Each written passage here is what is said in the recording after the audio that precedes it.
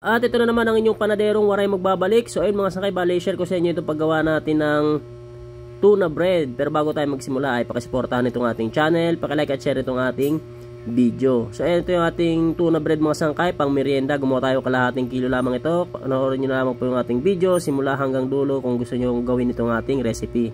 First step natin, gawa muna tayo ng palaman. Ayan, kailangan lang natin ng isang flakes in oil na century tuna. At maglagay tayo ng ating paminta, yan yung durog, at isang sibuyas. So yan, bali ang pag-isa natin ng sibuyas mga sangkay, pinuhin lamang po natin at ilagay natin dito sa ating mangkok. So yan, bali haluin mo natin, durugin natin yung mga buong laman ng ating century tuna na nilagay. So bali simpleng recipe lamang ito ng ating tuna bread, kalahating kilo, pang merienda recipe, pero pwede nyo itong gawing pang negosyo kung gusto nyo gawing pang negosyo. At dito ay naglagay tayo ng dahon ng sibuyas. Nasa inyo po kung gaano karaming dahon ng sibuyas ang inyong lalagay.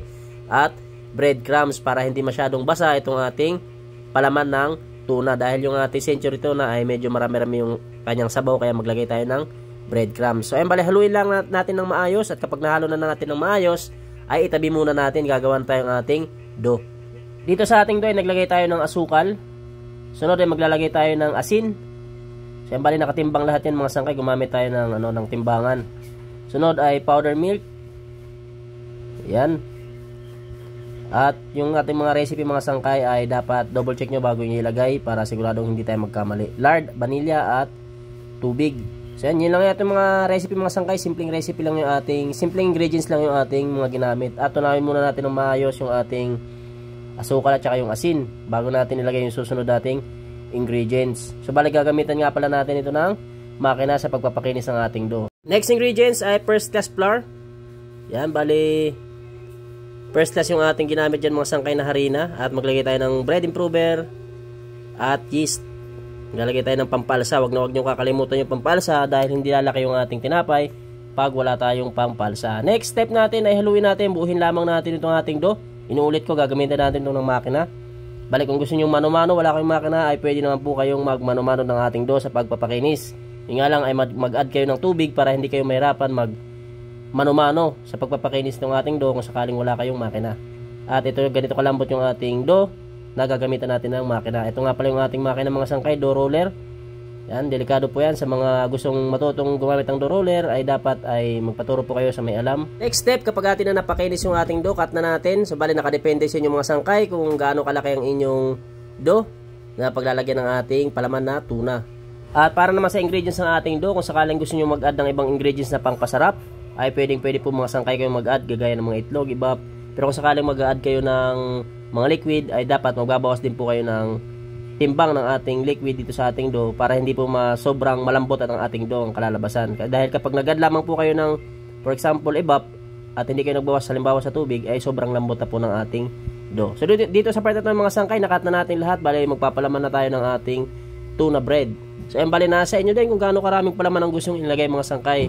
So yan, bali inuulit ko, kung gusto nyo itong gawing pang negosyo ay pwede po, pero wag nyo pong kakalimutan mag-costing mga sangkay, dahil ang costing ay napakahalaga po para malaman nyo kung magkano ang magiging puhunan ninyo.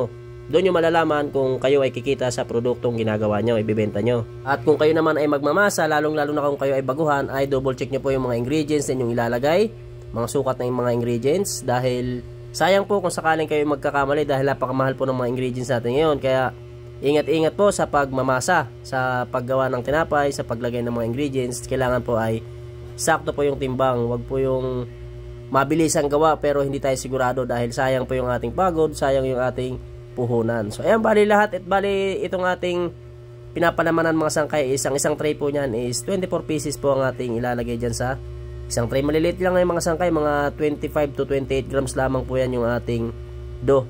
Tapos hindi naman ganun karami yung palaman na aking nilagay dyan mga sangkay, pamerienda, tuna bread. At yung tray na ating pinaglagyan is pinahiran ko po yan ng shortening para po hindi dumikit yung ating tinapay dyan. So ganyan lang po kasimple yung ating step ng paggawa ng ating tuna bread. Kung gagawin nyo po ito, sundan nyo lamang po na maayos, wag po kayo basta-basta magpa-fast forward. At dito ay tinusukan lamang natin ng tinidor. Yan, bago natin i-rest or bago natin paalsahin. So ayan, bali kapag na palamanan nyo na lahat, i-rest muna natin. Yan, lalagyan natin ng plastic para mas mabilis natin mapaalsa itong ating pinapaalsang tuna bread. At dito nga pinaalsa natin ng 1 oras mga sangkay. Ayan na nga, bali sasalang na natin, pero bago natin isalang ay papahiran muna natin ng itlog. So bali na sa inyo po kung pwede po kayo gumamit ng iba para pampahid po dyan sa ibabaw ng ating tinapay. Kaya po nagpahid tayo niyan mga sangkay is maglalagay tayo ng linga para po yung linga ay dumikit. At kapag itlog po yung ating pinahid dyan mga sangkay is mas mapula po yung ibabaw ng ating tinapay kapag itlog yung ating ginamit. Kapag ibap naman po yung ating ginamit mga sangkay is hindi naman po ganun kapula. Pero pwede naman po gamitin yung ibap sa pampahid dyan sa ibabaw ng ating tinapay. Ayan na nga po ay naglagay tayo ng linga. Nakadepende rin po sa inyo kung gusto nyo maglagay ng linga. At isasalang na po natin yung ating gawang tinapay. Bali 160 degrees Celsius lamang po itong ating ginamit dito na init ng oven. At ayan, luto na po yung ating tuna bread mga sangkay.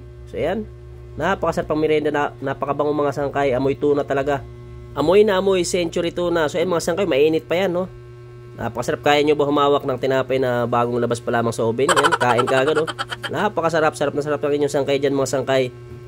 Napakalambot ng ating dough. Kung nagustuhan mo yung ating video mga sangkay, pakisportahan po ng aking channel. Huwag din kalimutan mag-like at share itong ating video. Oo nga.